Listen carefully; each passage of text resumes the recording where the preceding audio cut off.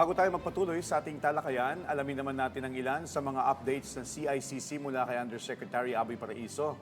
Yusek, may babala po ang CICC laban dito sa mga kumakalat na peking Facebook pages na ginagaya ang CICC. Ano po ang detalye nito? Tama, Josh, no? Si Kweng, no? Marami na ngayon. Hindi lang ibang mga ahensya na nabibiktima, pati na rin ho kami sa CICC na nabibiktima nitong mga spoof pages.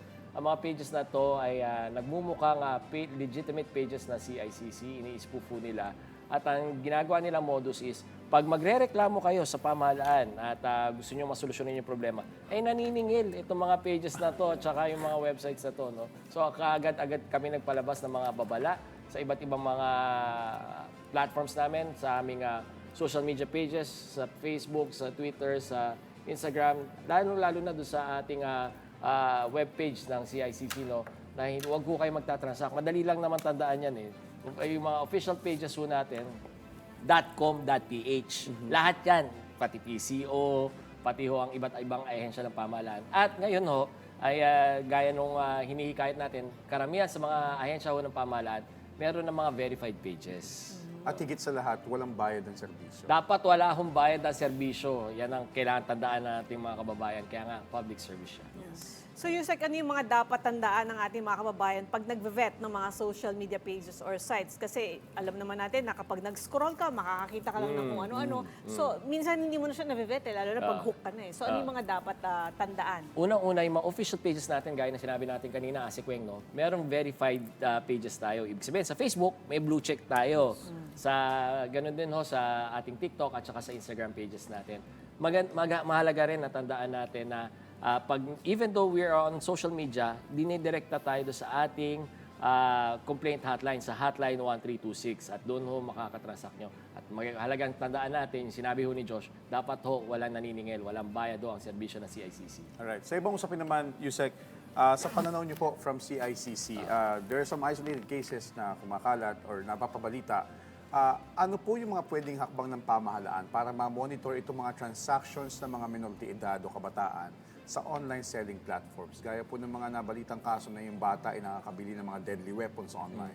So, eto ho, kasama ho natin ang DTI dito, kasama rin ho natin ang ating BSP. Minomonitor ho natin itong mga online marketing pages at mga platforms, no? Kailangan ho mag-comply sila strictly with yung Internet Transactions Act natin. So ngayon, because of that partnership, dahil binuo natin din yung Threat Monitoring Center natin, binigyan ho natin sila ng access sa ating mga tools kung saan sila namomonitor din nila, tinuturuan natin mga tao nila, i-monitor yung mga iba't ibang mga transaction, illegal transactions na ganito, para nandun na kami sa isang kwarto kasi andun na halimbawa, for example, DTI, dito sa mga online marketing platforms na to, may nahuli silang illegal na bentahan or illegal items that are being sold.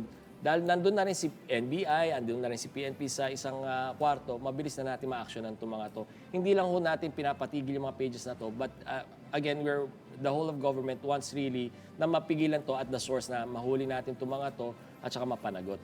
Pero kasi ang problema, di ba, may certain age yung para magkaroon ka ng sarili mong account, ano? So yung mga iba kasi, pinapatanda nila. Pero kasi yung kailangan mo naman mag-create ng account ng bata dahil kailangan sa school. Yun na nga. So how would you know na, kung halimbawa, yung anak ko, 12 years old, kailangan niya mag-create ng account para sa school. Pero doon sa ibang platforms, may ibang mga bata na mas bata pa, pero ang age nila is 18. Kaya nga, sila na-approve doon. Actually, Kweng, yun yung isang conversation ko kay, kay Meta.